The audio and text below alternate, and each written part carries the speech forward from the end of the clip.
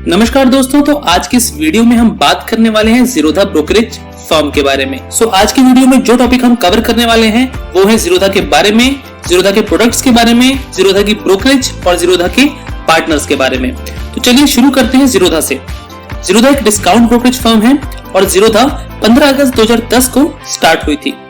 28 फरवरी 2021 तक के डाटा के अनुसार ज़ीरोधा के पास कुल 33.9 लाख एक्टिव क्लाइंट्स अवेलेबल है।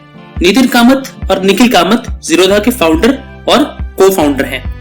ज़ीरोधा के हेड ऑफिस की बात करें तो ज़ीरोधा का हेड ऑफिस इंडिया के कर्नाटका स्टेट बेंगलुरु के अंदर है, जिसका एड्रेस आप यहाँ पे स्क्रीन पर देख सकते हैं।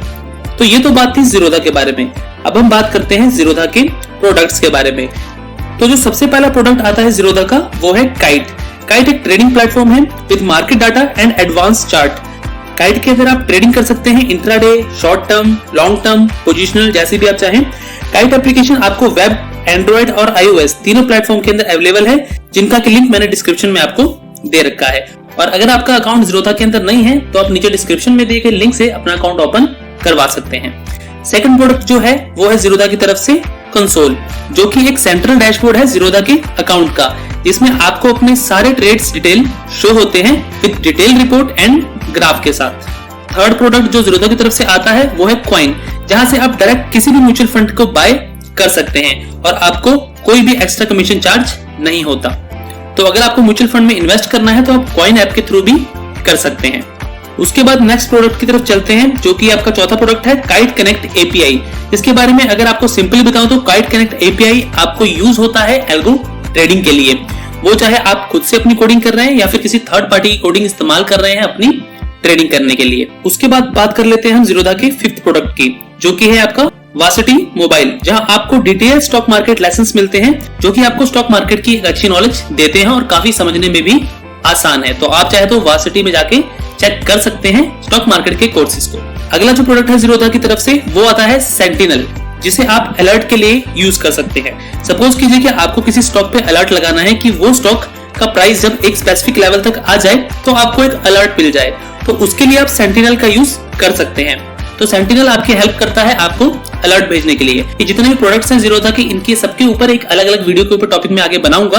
और अगर आपको जानना है इन प्रोडक्ट्स के बारे में ज़ीरोधा के, तो हमारे चैनल के साथ जुड़े रहिए। चलिए अब आगे बढ़ते हैं और बात करते हैं ज़ीरोधा के ब्रोकरेज चार्ज के बारे में।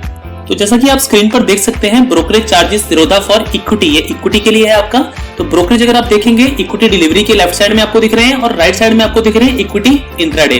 तो इक्विटी डिलीवरी के अंदर देखिए आपकी जो ब्रोकरेज है वो 0 हो जाती है। वहीं अगर आप इक्विटी इंट्राडे की बात करें तो 0.03% और 20 rupees per executed order which ever is lower, मतलब कि इसमें से जो भी लोअर होगा वो आपका ब्रोकरेज यहाँ पे कटेगा इंट्राडे इक्विटी ट्रेडिंग के लिए। और ये जो 0.03 है ये आपका टर्नओवर के ऊपर कैलकुलेट होता है। उसके बाद नेक्स्ट चार्ज है आपका एसटीटी और सीटीटी, जो कि इक्विटी डिलीवरी के अंदर अगर आप लेते हैं तो आपको बाय और सेल दोनों साइड जाता है 0.1%। वहीं अगर आप इक्विटी इंट्राडे की बात करें तो सिर्फ और सिर्फ सेल साइड के लिए जाता है 0.025%। उसके बाद ट्रांजैक्शन चार्ज की बात करें तो ट्रांजैक्शन चार्ज दोनों में ही सेम है, 0.00325% एनएससी के लिए और 0.03% आपका बीएससी के लिए। जीएसटी की बात करें तो जीएसटी आपका 18% है ब्रोकरेज प्लस ट्रांजैक्शन चार्जेस के ऊपर। उसके बाद सेबी के चार्जेस की बात करें तो ₹5 है आपका पर करोड़। इसके बाद नीचे आप एक नोट देख सकते हैं, जो कि काफी लोगों को नहीं पता होता, कि for the delivery based trades a minimum amount of 0.01 will be charge, मतलब कि 1 पैसा आपको चार्ज होता है ब्रोकरेज का डिलीवरी ट्रेड्स के लिए एज पर टैक्सेशन रूल। तो ये चीज आपको एब्सोल्यूट 0 फी नहीं होती है आपकी। आप देख सकते हैं यहाँ पे लिखा हुआ है a service can't be provided for absolute 0 fee due to which a token amount of 1 पैसा इज चार्ज। तो 1 पैसा आपका यहाँ पे लगता है, जिसका कि आपको कॉन्ट्रैक्ट नोट के अंदर भी कुछ पता नहीं लगता है, लेकिन एक जनरल नॉलेज के लिए सिर्फ मैंने आपको यहाँ पे ये बताया है। चलिए अब आगे बढ़ते हैं और देखते हैं कि कैलकुलेशन के बारे में कि ज़ीरोधा की ब्रोकरेज कैलकुलेशन किस तरह से होती है। तो सबसे पहले आप देखेंगे तो पहला कॉलम इंट्राडे इक्विटी का है, दूसरा आपका डिलीवरी इक्विटी का है, फिर FNO futures and FNO options का है। तो इंट्राडे इक्विटी की अगर बात करें आप, तो यहाँ पे रिलायंस का एग्जांपल मैं लेके चल रहा हूँ 1 अप्रैल का। तो यहाँ पे आप देखिए बाय हमने 2000 रुपीज पे किया, सेल भी हमने 2000 रुपीज पे कर दिया, और कितनी क्वांटिटी 250 क्वांटिटी, मतलब कि 1 लॉट के हिसाब से हम यहाँ पे निकाल रहे हैं। रिलायंस का 1 लॉट अब 250 क्वांटिटी का है।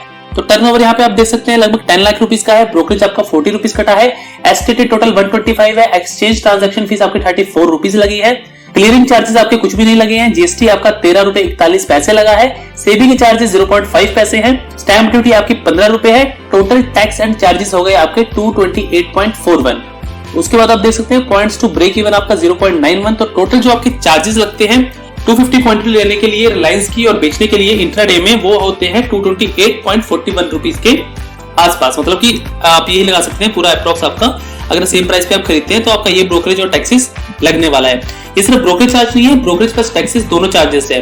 ब्रोकरेज आपका सिर्फ और सिर्फ 40 रुपीज लग रहा है यहाँ पे, 20 बाइंग और 20 सेलिंग। यहाँ पे टर्नओवर लेकिन अगर आपका 10 लाख से कम का होता तो यहाँ पे आपको 40 रुपीज ब्रोकरेज नहीं लगता, वो आपका 0.03% के हिसाब से यहाँ पे चार्ज होता।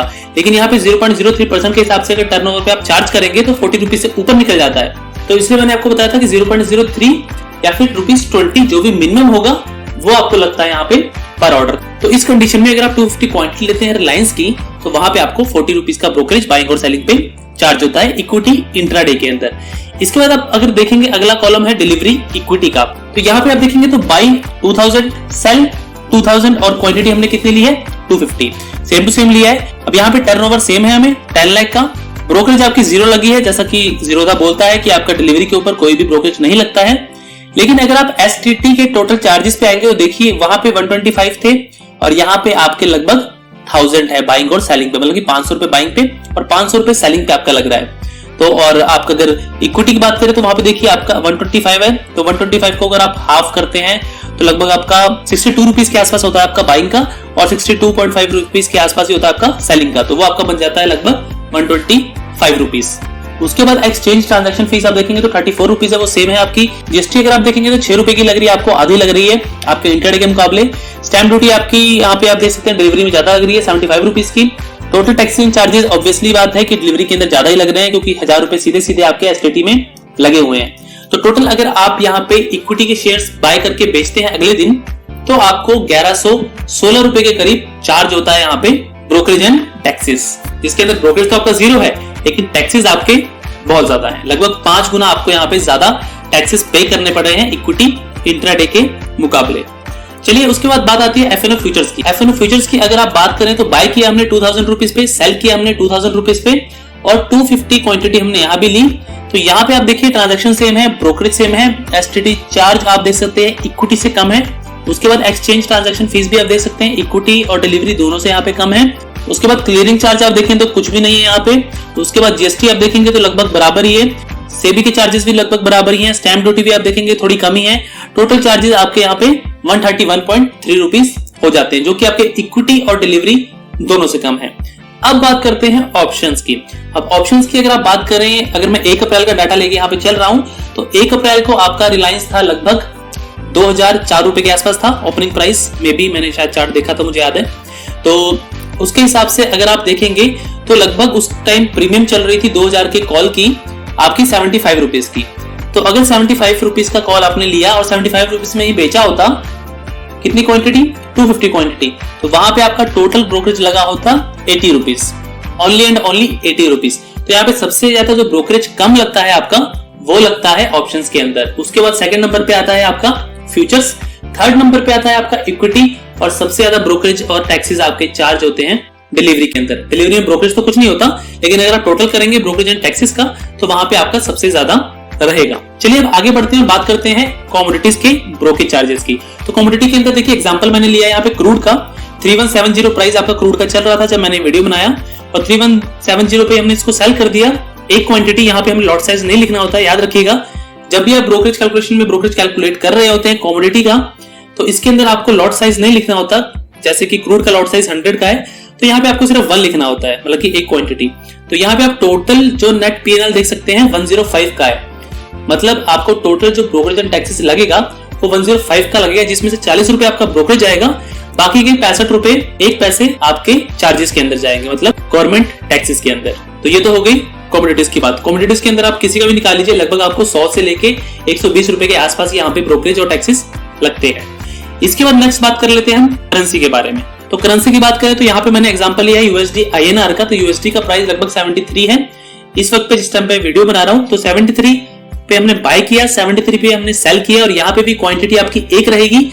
लॉट साइज यहाँ पे 1000 आपको नहीं डालना है। तो आपका ब्रोकरेज कटेगा लगभग 48 रुपीज का, जिसके अंदर की 40 रुपए आपका ब्रोकरेज है और सिर्फ 8 रुपए की आपकी यहाँ पे टैक्स है। मतलब कि सिर्फ 8 रुपए का टैक्स आपको अपना करेंसी के अंदर देना पड़ता है। तो बहुत ज्यादा कम टैक्सेस है आपके करेंसी के।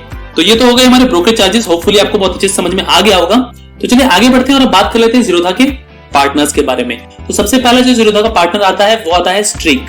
स्ट्रीक एक एल्गो स्ट्रेटजी प्लेटफॉर्म है जहां पे कि आप अपनी एल्गो ट्रेडिंग कर सकते हैं। इसके बाद नेक्स्ट आता है आपके पास स्मॉल केस आपका इन्वेस्टमेंट प्लेटफॉर्म हो गया। तो इसके बारे में एक अलग से वीडियो बनाऊंगा, क्योंकि अगर मैंने यहाँ पे आपको बताया तो वीडियो बहुत ज्यादा लंबा हो जाएगा। अभी आप सिर्फ समझ लीजिए कि ज़ीरोधा के प्रोडक्ट कौन कौन से हैं। तो एक स्ट्रीक बताया मैंने आपको जो कि एक एल्गो ट्रेडिंग प्लेटफॉर्म है, एक स्मॉल केस जो कि एक आपका इन्वेस्टमेंट प्लेटफॉर्म है, सेंसिबल जो आपका ऑप्शन ट्रेडिंग प्लेटफॉर्म है और गोल्डन पाई आपका बॉन्ड ट्रेडिंग प्लेटफॉर्म है। तो ये कुछ पार्टनर्स है ज़ीरोधा के जिनके साथ आप काम कर सकते हैं और इसके अंदर जो भी ट्रेड्स आप लेंगे वो रिफ्लेक्ट होंगे आपके ज़ीरोधा के काइट टर्मिनल के ऊपर। तो ये वीडियो था आपका ज़ीरोधा की ब्रोकरेज फर्म के बारे में। उम्मीद करता हूं आप लोगों को वीडियो पसंद आया होगा, और अगर हाँ तो इस चैनल को सब्सक्राइब, वीडियो को लाइक और शेयर करना मत भूलिएगा। तो चलिए मिलते हैं अगली वीडियो में एक नए टॉपिक के साथ। तब तक के लिए नमस्कार।